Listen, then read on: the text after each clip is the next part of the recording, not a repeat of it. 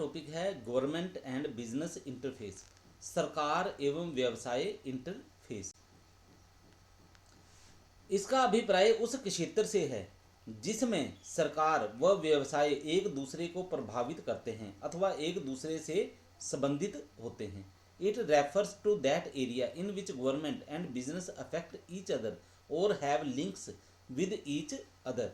तो इसमें सबसे पहले हम पढ़ते हैं पब्लिक सेक्टर के बारे में। सार्वजनिक क्षेत्र, सार्वजनिक क्षेत्र क्या है? It refers to the sector और business consisting of business owned by the state. इसका अभिप्राय व्यवसाय के उस क्षेत्र से है जिसके अंतर्गत राजकीय स्वामित्व वाले व्यवसाय सम्मिलित होते हैं। सार्वजनिक अथवा राजकीय उपक्रमों का अभिप्राय ऐसे उपक्रमों से है जो सरकार द्वारा स्थापित किए जाते हैं और जिनका स्वामित्व व प्रबंध भी सरकार के हाथों में होता है। इन उपक्रमों में सरकार या तो स्वयं उनकी एकमात्र स्वामी होती है अथवा इनका अधिकतम स्वामित्व सरकार के पास होता है। इनको राजकीय उपक्रम स्टेट एंटरप्राइज, सार्वजनिक उपक्रम पब्लिक एंटरप्राइज, सार्वजनिक क्षेत्र के उद्योग पब्लिक सेक्टर अंडरटेकिंग्स, सरकारी उद्योग गवर्नमेंट अंडरटेकिंग्स आदि नामों से भी पुकारा जाता है। इनका उद्देश्य जनता को उचित मूल्य पर वस्तुएं एवं सेवाएं प्रदान करना होता है। यद्यपि इनका मुख्य उद्देश्य जनता की सेवा करना है, लेकिन लाभ कमाने के उद्देश्य को अलग नहीं किया जा सकता। वास्तविकता ये है कि ये उपक्रम समाज सेवा करते हुए उचित लाभ कमाने के उद्देश्य से स्थापित किए जाते हैं। यहाँ ये स्पष्ट कर लेना आवश्यक है कि सभी सरकारी संस्थाएं सरकारी उपक्रमों में सम्मिलित नहीं होती। जैसे सरकारी अस्पताल, सरकारी कॉलेज आदि सरकारी उपक्रम नहीं है। अतः केवल उन सरकारी संस्थाओं को ही सार्वजनिक उपक्रम कहा जाता है जो आर्थिक अथवा व्यावसायिक क्रियाएं करती हैं। राजकीय उपक्रमों के सबसे सरल एवं स्पष्ट उदाहरण है राष्ट्रीयकृत बैंक, जो कि हमारे शहरों व गांवों में स्थापित किए गए हैं। यदि इनमें से किसी बैंक की शाखा के बाहर लगे साइन बोर्ड को ध्यान से देखें तो उस पर बैंक के नाम के नीचे भारत सरकार का उपक्रम एक गवर्नमेंट ऑफ इंडिया अंडरटेकिंग भी लिखा होगा। यह लिखा जाना इस बात का संकेत है कि ये एक सार्वजनिक उपक्रम है। इसके नेक्स्ट हमारे पास फीचर्स ऑफ पब्लिक एंटरप्राइजेज। तो पब्लिक सेक्टर के बारे में आपने पढ़ लिया, ठीक है। तो अब इसकी विशेषताएं जो हैं उनको देखते हैं। विशेषताएं क्या है? नंबर 1 है हमारे पास स्टेट ओनरशिप,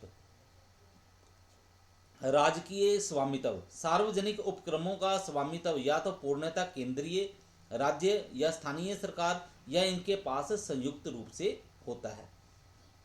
सार्वजनिक उपक्रमों में निजी क्षेत्र की भी भागीदारी हो सकती है, लेकिन सरकार के पास कुल अंश पूंजी का कम से कम 51% 51% भाग होना चाहिए। यहाँ ये स्पष्ट कर लेना आवश्यक है कि राजकीय का अर्थ राज्य से नहीं बल्कि सरकार से है, जिसमें सभी सरकारें सम्मिलित होती हैं। नंबर 2 स्टेट कंट्रोल, राजकीय नियंत्रण। सार्वजनिक उपक्रमों का प्रबंध एवं नियंत्रण सरकार के हाथों में होता है। कुछ उपक्रमों की स्थापना सरकार अपने ही विभागों के अंतर्गत करती है। जैसे डाक तार सेवाओं को भारतीय डाक तार विभाग को सौंप दिया गया है, जिसका संचालन संचार मंत्रालय द्वारा किया जाता है। इस प्रकार कुछ अन्य उपक्रमों को स्वतंत्र बोर्डों जैसे Bhakra Nangal control board, Hirakud control board आदि को सौंप दिया गया है, लेकिन इन पर भी अंतिम नियंत्रण सरकार का ही रहता है। नंबर 3 फाइनेंशियल फ्रीडम, वित्तीय स्वतंत्रता। सार्वजनिक उपक्रमों की लगभग सभी वित्तीय आवश्यकताएं सरकार द्वारा पूंजी विनियोजन के माध्यम से पूरी की जाती हैं, लेकिन आजकल सरकार की उदार नीतियों के कारण सरकारी उपक्रमों को अपनी वित्तीय आवश्यकताएं पूरी करने के लिए जनता से वित्त प्राप्त करने की अनुमति दे दी गई है। इसलिए सरकारी उपक्रम अब अपनी अधिकतर वित्तीय आवश्यकताओं को जनता से ऋण एवं पूंजी के रूप में पूरा कर लेते हैं, जो कि इन उपक्रमों की वित्तीय स्वतंत्रता का संकेत है। Number 4 service motive. सेवा उद्देश्य। राजकीय उपक्रमों की स्थापना का मुख्य उद्देश्य समाज को सेवाएं प्रदान करना होता है। एक निजी उपक्रम की स्थापना तभी की जाती है यदि उससे लाभ की कुछ उम्मीद हो, लेकिन राजकीय उपक्रमों की स्थापना करना यदि समाज सेवा के लिए जरूरी हो तो हानि होने की दशा में भी इनको स्थापित किया जाता है। नंबर 5, पब्लिक अकाउंटेबिलिटी, जनता के प्रति उत्तरदेयता। निजी क्षेत्र के उपक्रम अपनी प्रगति के लिए केवल कुछ लोगों और विशेष रूप से अपने स्वामियों के प्रति ही उत्तरदायी होते हैं। इसके विपरीत राजकीय उपक्रम न केवल सरकार बल्कि जनता के प्रति भी उत्तरदायी होते हैं। जनता द्वारा चुने गए प्रतिनिधि इन उपक्रमों की सफलता एवं असफलता के बारे में संसद या विधानसभा में टीका टिप्पणी कर सकते हैं। नंबर 6, ब्यूरोक्रेसी इन मैनेजमेंट, प्रबंध में नौकरशाही।